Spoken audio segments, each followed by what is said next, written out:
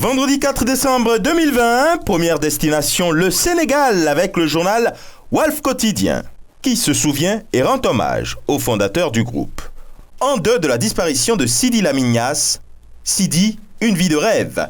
Sud Quotidien évoque ce jour l'ouverture du gouvernement doublée de mise à l'écart des ténors de l'APR. Quand Macky livre les communes, titre le journal, et avec le quotidien, on parle de Covid-19, application des mesures restrictives. Le journal dit que l'État met le max. Réumi Quotidien, lui, de s'intéresser à la polémique sur les centres de redressement. Les excuses de Kara, lit-on. Des excuses qui reviennent également en manchette de l'enquête. Seri Modou Kara dit « Je présente mes excuses ». Au Mali, gestion de la transition, le Républicain informe ses lecteurs que les membres du Conseil national de la transition sont enfin connus et que la session inaugurale s'ouvre d'ailleurs ce mardi. Idem avec le soir de Bamako, transition, la composition du CNT connu. Et le journal de relever qu'une part belle a été réservée aux groupes armés. Le combat lui dit qu'en lieu et place d'une adresse à la nation, Bandao sert aux Maliens un conseil supérieur de la défense. Liberté écrit, situation préoccupante au Togo, démocratie et état de droit en souffrance à cause de l'inertie des opposants. Et comme s'ils s'étaient concertés, le journal ivoirien Le Quotidien d'Abidjan évoque la liberté d'expression dans le pays. Gbagbo Ouattara, le jour et la nuit, compare le journal.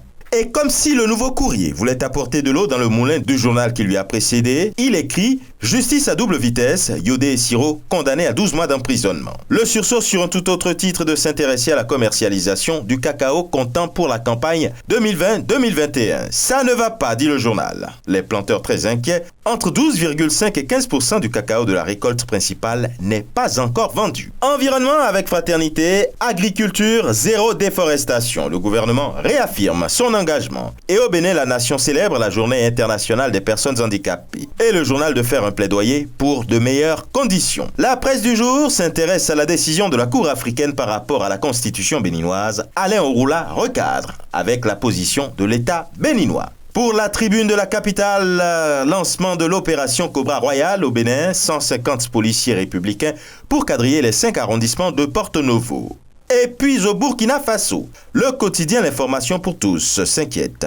UFR, SDS de l'université Joseph Kizurbo, les étudiants en grève de 48 heures. Grève également, mais cette fois-ci au Cameroun, la nouvelle expression va au barreau. La grève est après. Réunis le 21 novembre 2020, les membres du Conseil de l'Ordre des avocats ont décidé d'un tribunal mort qui a commencé le 30 novembre et qui s'achève aujourd'hui. Pour quel fruit ? Interroge le journal. Une interrogation qui s'installe également avec le quotidien Émergence. Justice, que peut changer dans le fond la grève des avocats ? 10 experts s'affrontent à ce sujet. Pour Cameroun Tribune, élection régionale, aux urnes, dit le journal. Et au Gabon maintenant, l'eau et le courant partout. Écrit le journal un peu comme une promesse. Le ministre d'État à l'énergie et aux ressources hydrauliques, Alain-Claude Bilibinze, présidait cette semaine une rencontre autour de la mise en œuvre d'un double projet visant à améliorer l'accès des populations à l'eau potable et à l'électricité. Le tout grâce à un double financement Banque mondiale, Banque africaine de développement. Et enfin, atterrissage au royaume chérifien avec Le Matin, qui dit que le Maroc appelle à agir de manière pragmatique, réaliste et concertée pour atteindre les objectifs palpables pour faire taire les armes en Afrique à l'horizon 2022. Et ce sera tout pour aujourd'hui. Mais encore, prudence, vigilance et surtout, n'oubliez pas les gestes barrières. Excellent début de week-end et à la semaine prochaine.